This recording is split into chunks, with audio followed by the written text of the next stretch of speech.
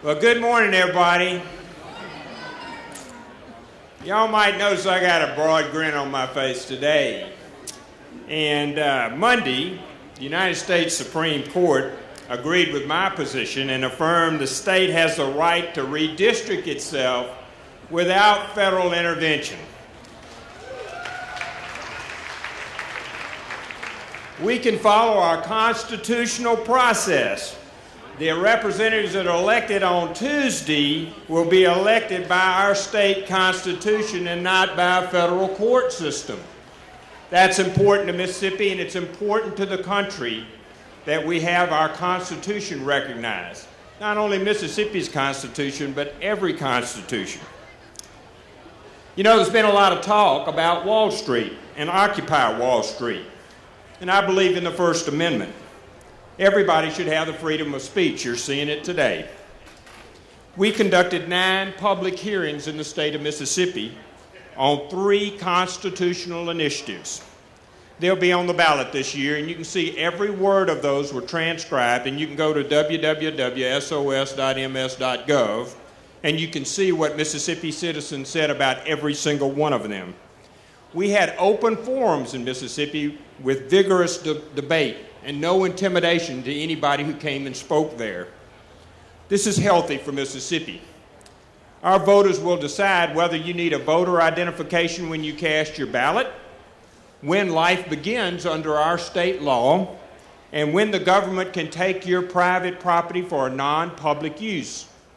That's important to Mississippi. 3 basic constitutional rights. So I think about this Occupy concept. Seems to me we might be able to use that in Mississippi. First of all, we need to occupy education. Mississippi's high school graduation rate is 71%. Basically, we're leaving 29% of our state's citizens with less ability to compete for high-paying jobs and you from quality employees. High school graduates over their lifetimes earn $400,000 more than a dropout does. Dropouts are 8 times more likely to be in prison, which you also pay for. Increasing the male graduation rates in Mississippi by just 10% is estimated it could save us, the taxpayers, $100 million a year. It's common knowledge that passing the 12th grade, that assumes you pass the other 11 grades as well. Virtually every educator that I've spoken to indicates that early state childhood education is critical to Mississippi. Some say it increases high school graduation rates by as much as 40%. I want to tell you a story about something from yesterday. Charles Johnson III was awarded yesterday an award by the Mississippi Economic Education Commission. He's a 7th grade student in Marks, Mississippi, Whitman County.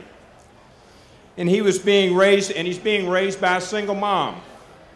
And he came down to pick up his award. And you know what his project was? He takes pickle jars and he drains all the pickle juice out. He makes Kool-Aid, puts the Kool-Aid in there, lets it sit overnight, and sells it for a profit. He's putting his money in the bank. He wants to run a small business in Mississippi. We can't fail Charles Johnson III. That's what we need to do. Businesses in Mississippi can no longer ignore the long-term product of our families and our education system is your workforce. That's who they are. If we want to occupy something, we ought to occupy school boards. We ought to demand people receive early education and that the education produces a knowledgeable product.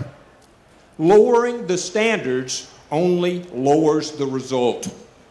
Students need to occupy the graduation seat, not the street corner.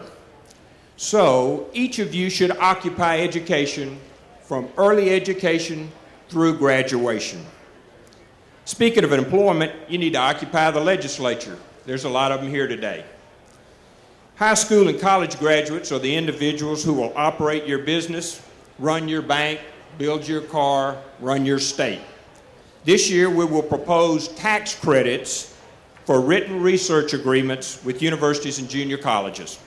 We need to monetize the intellectual property that's in the junior college and university system, reduce the research expenses to small business, provide meaningful training to students who need job training, and create income so that universities and junior colleges can hold down their education and tuition costs.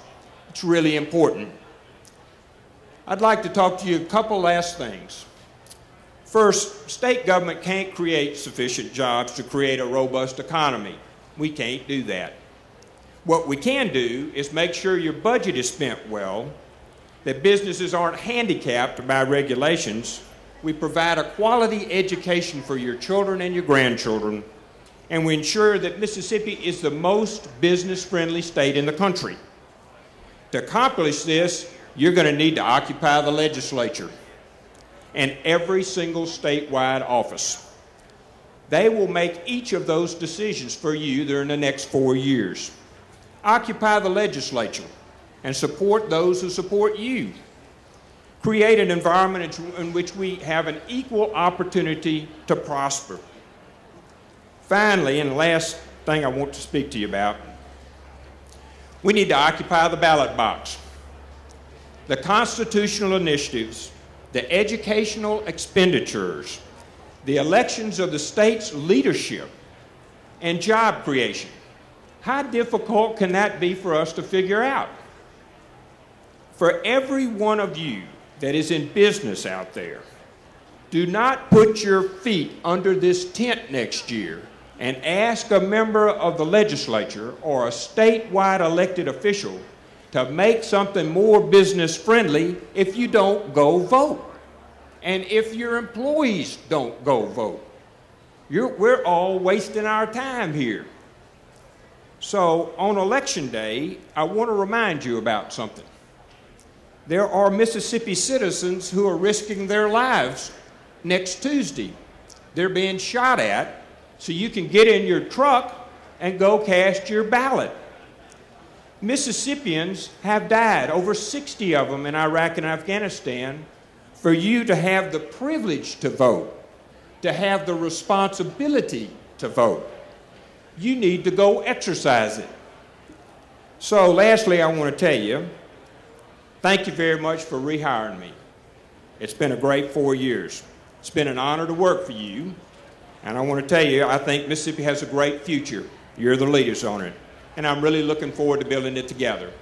Thanks so much for having me, everybody. It's great to see everybody.